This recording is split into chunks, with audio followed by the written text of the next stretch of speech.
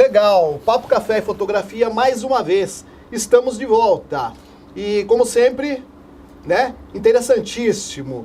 Então agora vamos estar conversando com o André Leon, que é um fotógrafo brasileiro, né, que foi o primeiro sul-americano a ganhar a fotografia Robert Capa Metal Gold, né? Tem uma história muito interessante, né? E nós vamos saber um pouquinho do trabalho dele, né? Esse trabalho, exatamente, assistência à saúde em perigo, Líbia e Somália, no olhar de André Leon. Existe um interesse muito grande em conhecer o trabalho do André, por ser um fotógrafo que trabalha em região de conflito, e conflito pesado, né, André? Então é interessante tê-lo aqui, a maior satisfação e honra também, como eu havia dito, né, ter você aqui para falar um pouco do teu trabalho. E eu vou começar de uma forma assim, só para as pessoas saberem um pouquinho sobre você, porque como o teu trabalho é muito direcionado, essa coisa de região de conflito e tal, as pessoas querem sempre saber como você iniciou na fotografia, né? O que te levou a esse foco, vamos dizer assim, a essa escolha, né? Porque a fotografia sempre acaba direcionando você, né? Não é uma escolha, né? Eu acho que eu nunca pensei em fazer fotografias em áreas de conflito, nunca foi o meu intuito, nunca foi o meu objetivo, né? Eu acho que como toda pessoa que começa a fotografar ou começa a filmar, talvez, sei lá, eu acredito que talvez como qualquer pessoa que começa a fazer de um modo sério qualquer coisa que ela faça na vida dela, a fotografia entrou na minha vida com uma forma que eu, naquele momento, podia usar para me aproximar de seres humanos, né? Que eu podia me aproximar da história de pessoas com as quais, se não fosse pela desculpa da fotografia, eu não poderia nunca ter me aproximado delas, né? Perfeito. E foi assim, foi por essa necessidade, aceitar essa necessidade de me aproximar de outros seres humanos, que a fotografia surgiu na minha vida. Então eu vivia na Noruega já há bastante tempo. Correto. E surgiu então um interesse de fotografar, de me aproximar de pessoas que tinham dependência química. Naquele momento, ali na Noruega, né, a heroína é a droga mais difusa, né, o uso bastante comum. E era o país no mundo onde, per capita, o maior número de pessoas morriam por overdose de heroína. Correto. E eu, na minha adolescência, tive problemas com drogas, né, com dependência química. Eu não sei como, eu simplesmente parei de usar. Sei. Né? Assim, tem pessoas que, né, eu, inclusive amigos ou pessoas da minha própria família, Sim, que têm muitos problemas para se desligar da dependência química. Eu não tive, né, eu simplesmente parei, e foi quando eu fui embora, né, fui viajar, fui viver fora. E depois, já com quase 30 anos, eu então comecei a me questionar, né, essa coisa. Foi um questionamento natural que surgiu dentro de mim: por que eu não usava droga ainda, se aquilo estava ou não dentro de mim. Eu tenho problemas com meu irmão é dependente químico, e até os sentimentos que eu tinha em relação a ele, né, sentimentos negativos, no caso. Claro, né, você tem sentimentos negativos, mas ao mesmo tempo sentimentos de culpa, sentimentos de dúvida, sentimentos, né, de insegurança. Então, todos esses sentimentos me levaram então a essa necessidade de me aproximar desse mundo, e a fotografia surgiu como uma ferramenta para isso, entendeu? Ela não foi a primeira ferramenta, né? Eu cheguei lá desarmado, vamos dizer assim, e a fotografia surgiu e ela foi crescendo, ela foi tomando sentido, ela foi ganhando razão, né? E aí, a partir disso, a fotografia, ela até hoje é uma ferramenta na minha vida, né? Eu não tenho uma relação romântica com a fotografia, né? Não tenho uma relação de amor com a fotografia. Não, assim, eu sou muito honesto em relação a isso, porque eu vejo várias pessoas, talvez, usando essa desculpa, que eu vou ser até talvez preconceituoso aqui, né? Falando de um amor pela imagem, um amor pela fotografia, que talvez seja uma coisa tão abstrata Sim. que a sirva de muleta, de uma desculpa para elas não assumirem as verdadeiras motivações que elas têm, para talvez se aproximar de outras pessoas. Correto. Com talvez a coragem. Usando isso como elemento de pano uma de, desculpa, de um cortina pano de entrada. entendeu? Como uma desculpa para se aproximar das pessoas com a intensidade, com a honestidade, com a fragilidade com as quais elas gostariam de serem capazes de se aproximar de outros seres humanos, né? Então eu não tenho, assim, a fotografia não é o amor da minha vida, não é o motivo de eu existir, não é nada. Então é bem assim. Beleza. Interessante ressaltar que a Cruz Vermelha Internacional é parceira nesse trabalho, né? E que tem como foco mostrar a dificuldade que os profissionais de saúde, médicos, paramédicos, enfermeiros, enfim, de que forma essas pessoas lidam dentro dessa situação. E o trabalho do André mostra exatamente isso. E a gente pode até começar a ver alguma coisa com relação a isso. Nós temos assim no Video Repórter, podemos ver algumas imagens aí, né, desse trabalho, de que forma foi a entrada para mostrar esse trabalho agora que está na Biblioteca Vila Lobos, né? Até o dia 5 de julho. Até o dia 5 de julho. Né?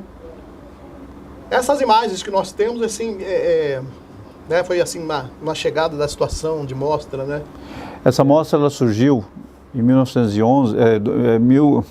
2011 já seria bastante tempo. Uma pequena diferença. 2011, depois que, né, eu já tinha trabalhado durante vários anos na Somália, né, em Mogadishu, e principalmente acompanhando o trabalho de um médico que chama Dr. Yusuf, que trabalha no Hospital Medina de Mogadishu.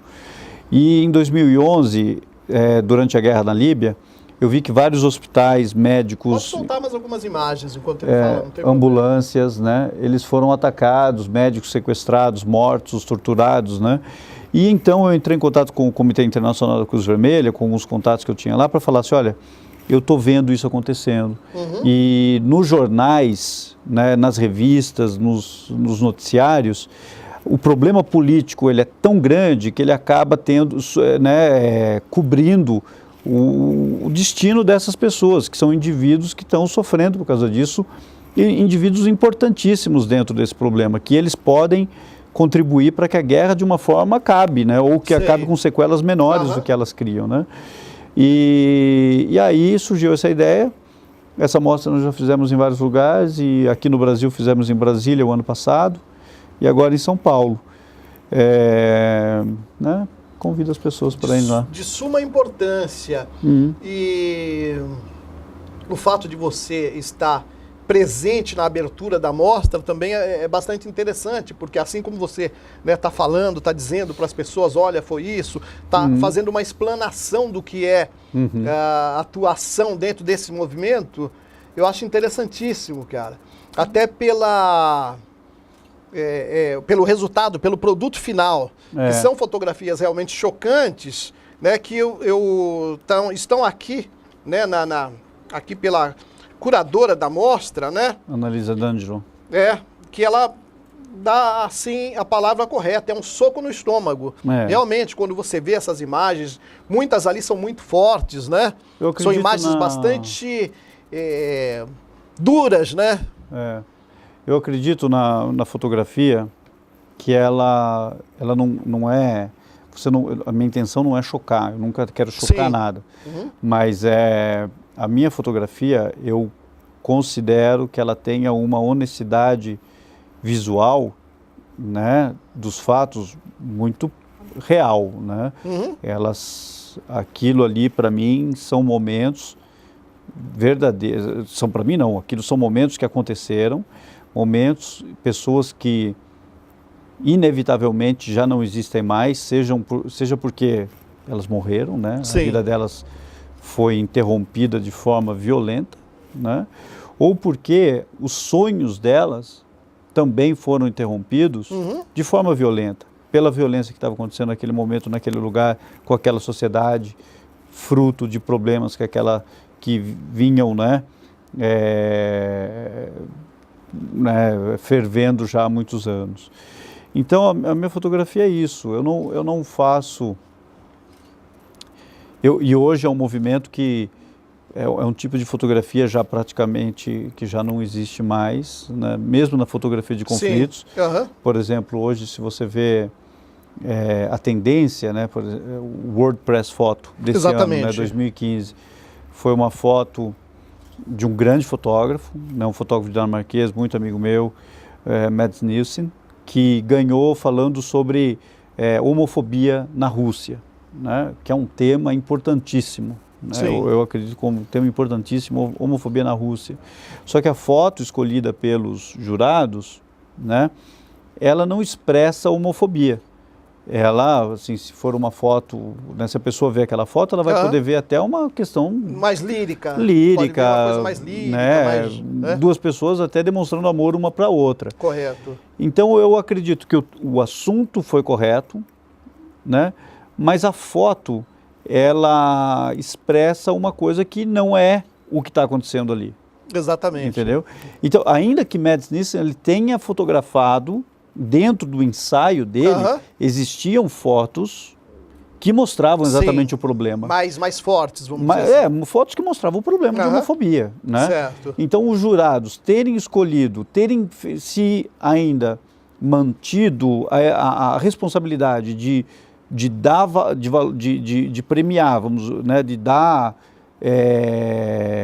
atenção a um tema que é muito importante, eles fizeram isso através de uma foto que higieniza o problema. Sim.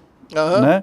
Então, hoje, esses problemas, as guerras, os problemas sociais, enfim, todos esses problemas, eles aparecem... São amenizados. Higienizados. Eu não sei se amenizados, porque amenizar, para mim, seria muito mesquinho dizer... Entendi. Entendeu? Entendi. Porque é sofrimento de verdade. Tentar amenizar visualmente um problema, por exemplo, vamos supor, a guerra na Síria, ou a fome, né, ou aqui no Brasil mesmo a violência do Brasil, enfim, até a homofobia na Rússia. Se nós formos falar que nós, através das nossas fotografias, conseguimos amenizar isso, eu chamaria isso de mesquinho.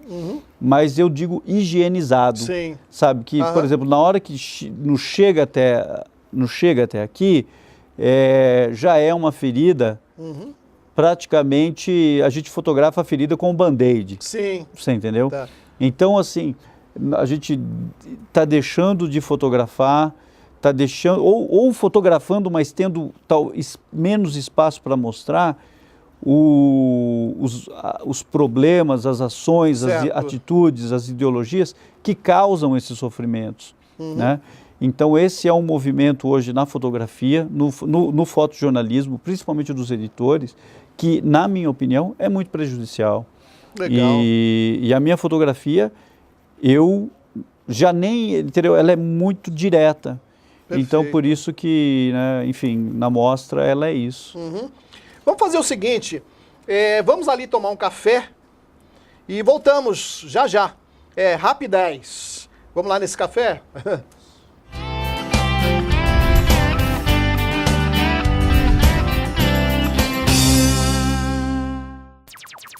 Seja você também um bombeiro formado pela Fire Rescue. Entre no nosso site ou ligue para o telefone 3106-5139. Você também pode ser um bombeiro profissional civil, formado pela Fire Rescue Bombeiros. A Fire Rescue vem formando bombeiro desde 1999 na capital. Faça sua inscrição e seja um bombeiro trabalhando no combate e na prevenção. Seja você um bombeiro profissional qualificado e trabalhe também na área pública como bombeiro profissional civil. ACM, venha fazer parte.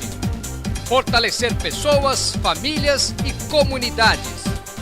Movimento de voluntários e profissionais com liderança no fortalecimento do ser humano. Honestidade, respeito, responsabilidade e solidariedade. São 112 anos com foco no desenvolvimento social, educação física, educação cultural, moral e religiosa, além do atendimento social. Venha você também fazer parte da família ACM.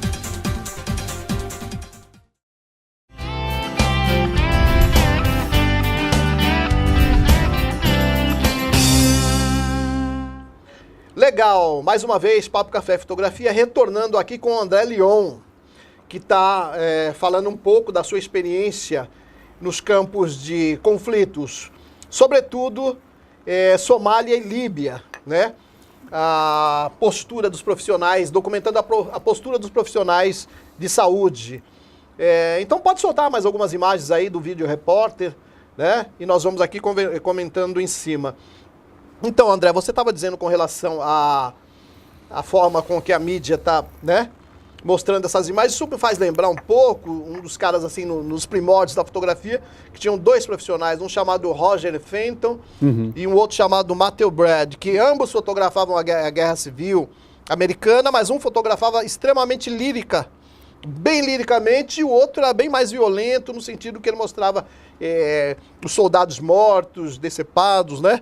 Então é para você ver o olhar, a fotografia te dá essa liberdade, né, para fazer essa... Eu acho que só tem uma função. Essa viagem, né? Você ir fotografar algo semelhante a uma guerra, né, um ato de violência ou algo assim, só tem uma função que para mim é válida, que é a discordância com aquilo. É uma atitude. Não, desculpa, não função, mas uma atitude, que é a discordância com aquilo. Certo. Mesmo que, por exemplo, vamos supor, existem guerras que são necessárias. Eu não sou um pacifista que acredita que todas as guerras deveriam acabar, entendeu? Porque eu sei que existem guerras que são necessárias. Por exemplo, na Segunda Guerra Mundial, foi uma guerra necessária. Sim. Né? Se não estivessem países se unidos contra Hitler, hoje nós teríamos um mundo, né, com o fascismo muito, né, ainda bem que nós conseguimos neutralizar o fascismo, e para isso precisou que pessoas pegassem armas, né? Mas mesmo indo fotografar guerras que eu acredito que sejam necessárias, você tem que ter a discordância como ponto como princípio, para que aquela guerra aconteça dentro de regras. Sim. E que dure... Quais regras seriam essas? Assim, existem várias regras. Por exemplo, você não pode acuar, né, cercar, como aconteceu na Líbia, cercar uma cidade toda cheia de civis e usar bombas de fragmentação dentro daquela cidade. Né, saber que existem civis, crianças ali dentro e bombardear aquela cidade. Isso é respeitado? Isso não, aconteceu na Líbia, então, né, já não foi. Ou armas químicas, pronto, não pode, arma química não pode, né? Ou, por exemplo, atacar um hospital, né? Não pode, sequestrar um médico ou assassinar um soldado oponente ferido, né? Porque tudo isso, o que acontece? Cada desrespeito a essas regras que existem, né?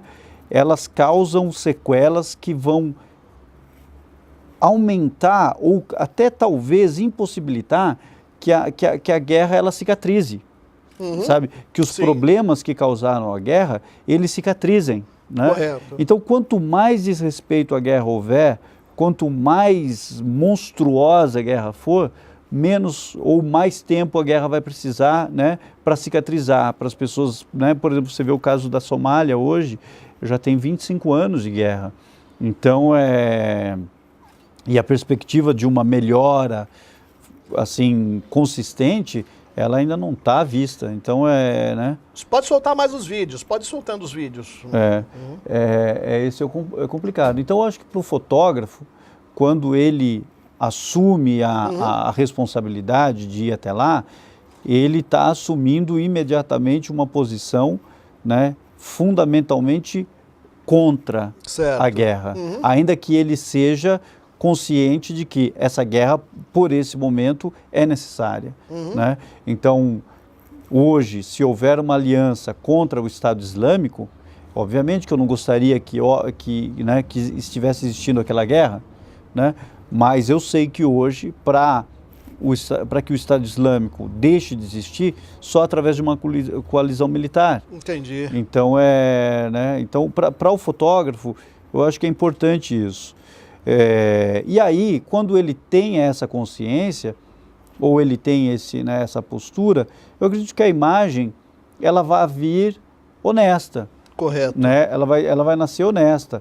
Ela não vai estar tentando criar um impacto visual que só vai satisfazer os preconceitos ou vai satisfazer os desejos, né, de alguma coisa da sociedade que nunca, Entendi. né? Então é isso, para mim a minha imagem é isso, a minha fotografia é isso. E, por exemplo, esses conflitos que você tem fotografado pelo mundo, você é contratado de uma agência, como que funciona essa...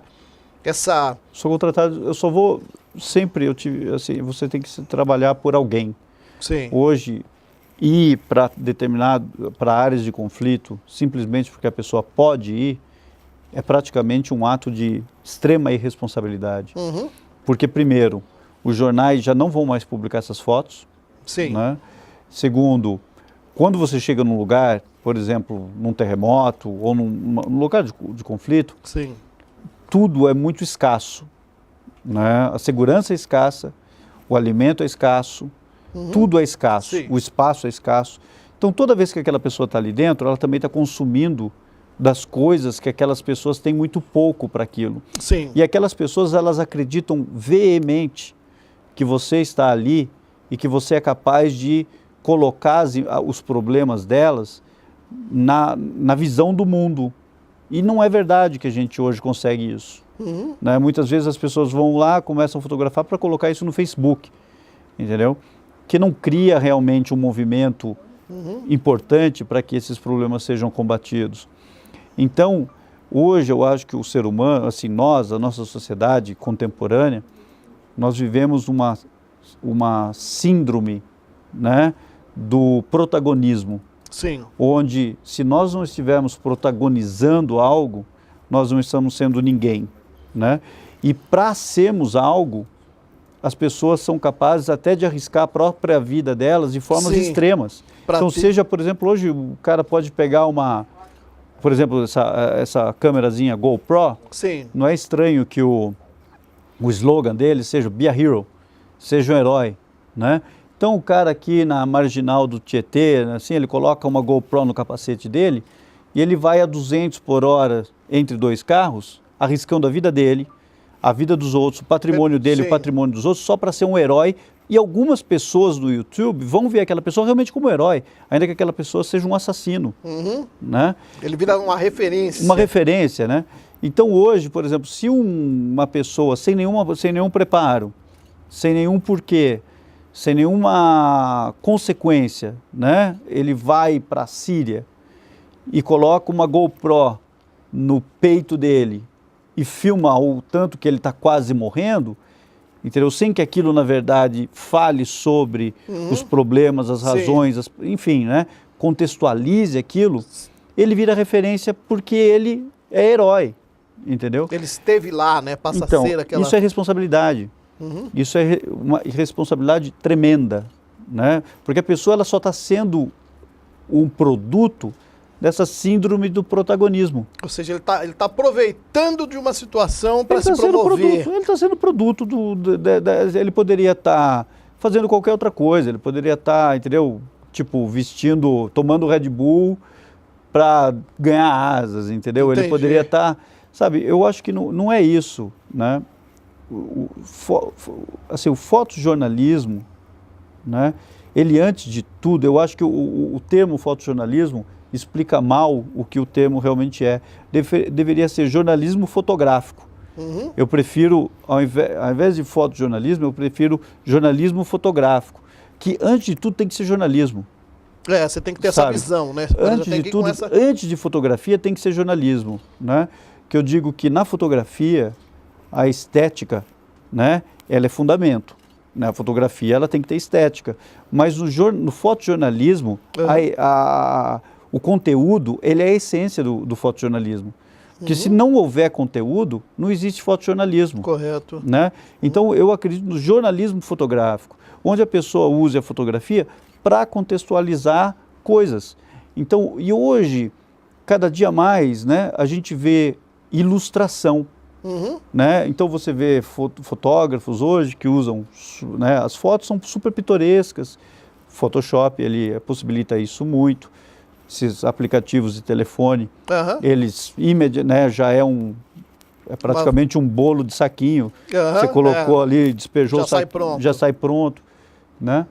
Então, e sempre valorizando a questão estética, estética do trabalho.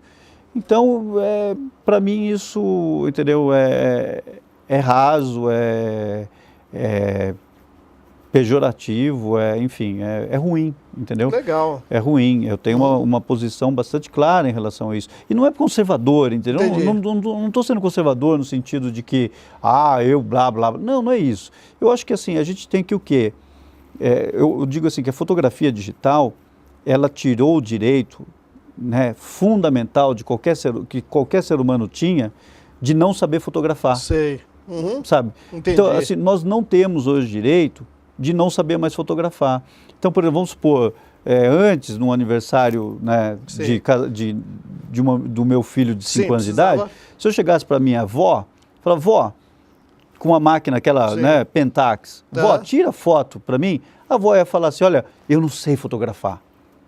Sabe, a avó ia assumir a responsabilidade de não saber fotografar. Exatamente. Hoje, qualquer vó está, né? Porque o quê? Se, por exemplo, se eu compro uma máquina hoje, naquela máquina, ela faz o quê? O software daquela máquina já entende que fala assim, olha, o André tem que se sentir capacitado, né? Então, o André vai lá e tira. Só que com esse software, ele é muito fácil da gente chegar num momento muito assim, né, mediano. Com certeza, com muito certeza. mediano. Então, assim, hoje eu acredito que só quando você supera essa medianidade do software, né, do que a sociedade acredita da gente, é que a gente começa a ser alguma coisa. E aí eu acredito que isso é opinião. Perfeito. Né? E aí, por exemplo, e você só existe quando alguém não gosta do que você faz. Entendeu? Quando alguém fala assim, olha, puta, o que o André faz, eu discordo. Eu falo assim, ótimo. Então quer dizer que você discordou porque talvez você tenha algum argumento para discordar. Porque eu vejo as pessoas gostando de coisas sem argumento para gostar. Entendi. Sabe? Simplesmente por gostar, por gostar, né? Então eu falo assim, quando eles não gostam do meu trabalho, eu falo assim, pelo menos teve argumento para isso. Sabe? Seja pode até ser preconceito, mas que seja mas é um argumento. Porque preconceito existe, entendeu? Então eu não tenho medo de preconceito, não tenho medo de julgamento. Eu tô assim, sabe? Né? Então é isso, cara. Beleza. Assim, bem simples. Infelizmente, nosso tempo acabou. Mas isso foi uma aula. Eu sei que todos vão curtir muito, como eu curti. Né? Foi muito bom tê-lo aqui. Em outra oportunidade, você já está convidado. Beleza. Inclusive para alguns eventos nossos. Valeu. Né? Então, se você gostou, você vai ver, mande um recado pra gente, o WhatsApp tá aí. E o André vai ter também aqui os contatos para você entrar em contato, conhecer o trabalho dele para quem não conhece e para quem conhece, ver um pouco mais. Papo Café Fotografia por hoje vai ficando por aqui. Um grande abraço e a gente volta breve.